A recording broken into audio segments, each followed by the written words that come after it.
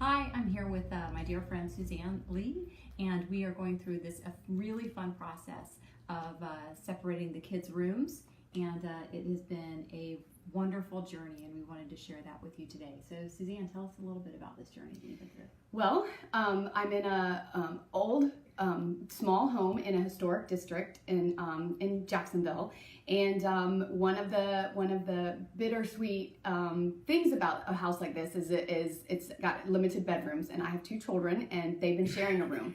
And now that they're getting older, it was time to get them their own space, and so that created a project, and we had to take down an office, and we had to create a bedroom, and it's been really fun.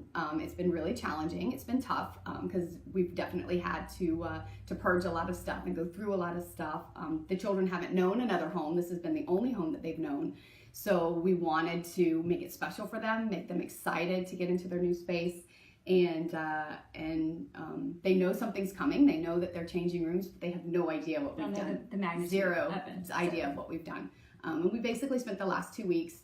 I spent the last month purging, and then the last 2 weeks we spent really working hard on creating the spaces for them.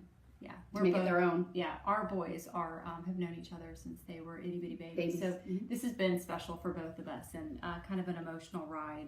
And so I've really pushed Suzanne to really go through a lot of stuff. Make some tough choices, and right.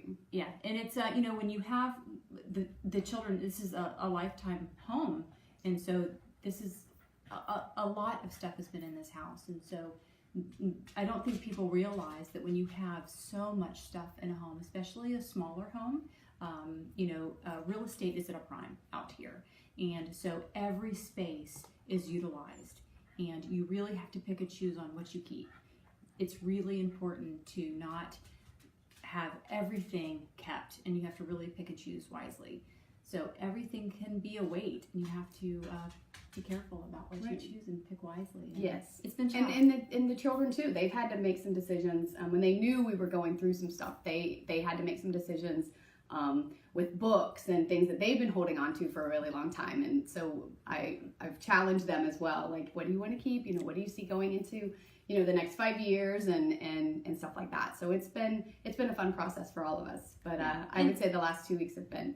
Yeah, and it can be fun to think outside the box about, storing things differently. So we've been able to do that as well. So Yes. Thanks for joining this journey with us, and looking forward to many more.